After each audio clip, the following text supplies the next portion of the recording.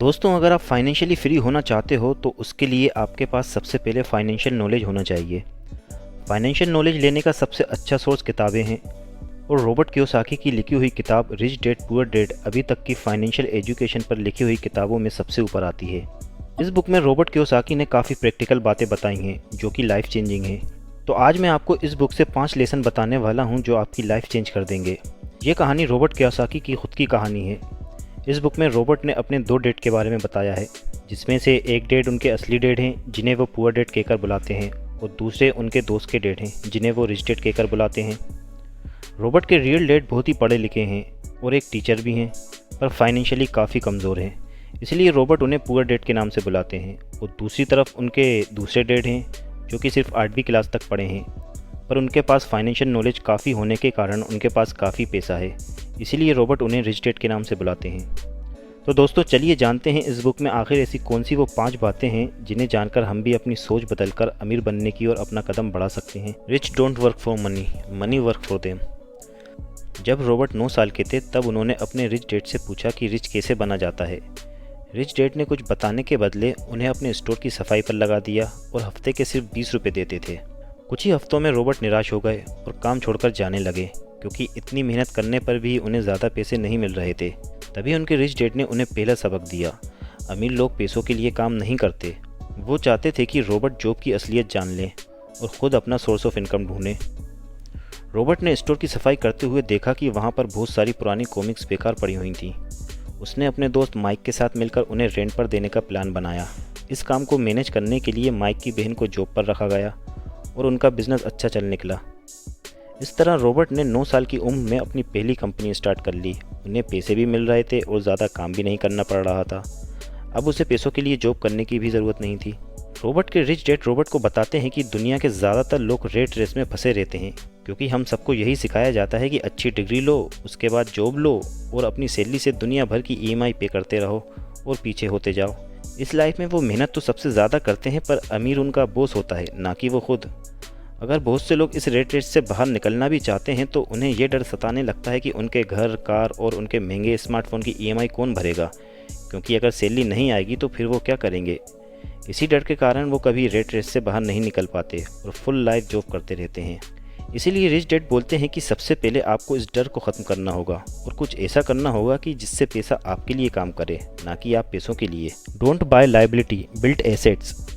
Robert Kiyosaki assets और liabilities का difference समझाते हुए बताते हैं कि कोई भी चीज़ जो आपकी जेब से पैसा निकलवाए उसे लायबिलिटी कहते हैं, और जो चीज़ आपकी जेब में पैसा डाले उसे एसेट कहते हैं।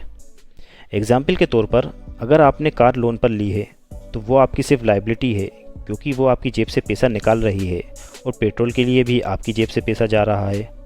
उसी कार को आप एसेट भी बना सकते हैं। अगर उसे आप ओला या ऊबर जैसी कंपनियों से लिंक कर देते हैं तो वही कार आपकी जेब में पैसा डालने लगेगी। बहुत सारे लोग फाइनेंशियल नॉलेज न होने के कारण एसेट की जगह लायबिलिटी खरीद बैठते हैं, और ये लोग बड़े बड़े टीवी, बड़े बड़े घरों और मोबाइल को एसेट समझकर खरीद लेते हैं, पर ये सब आपकी जेब से पैसा निकाल रहे हैं, ना कि आपकी जेब में पैसा डाल रहे हैं। बहुत से लोग समझते हैं कि उनका घर उनका सबसे बड़ा एसेट है, जो कि बिल्कुल गलत है। आपका घर तब तक आपका एसेट नहीं हो सकता जब तक कि वो आपकी जेब में पैसा न डाल रहा हो। जैसे कि अगर आपको आपके घर से रेंट मिल रहा है तभी वो आपका एसेट है, नहीं तो वो आपकी लायबिलिटी है। Mind your business. एक आदमी ने 32 तरह की चाय का बिजनेस स्टार्ट किया और हर सिटी में अपनी ब्रांचेस खोल लीं। उसकी फैक्ट्री में कई लोग काम करते हैं और उसे कुछ खास करने की ज़रूरत भी नहीं पड़ती। उसकी इनकम आज करोड़ों में है। रॉबर्ट के पढ़े लिखे पिता उन्हें सलाह देते हैं कि उन्हें एक अच्छी जॉब करना चाहिए और अगर वो हार्डवर्क करेंगे तो उनकी कंपनी उन्हें इनाम भी देगी।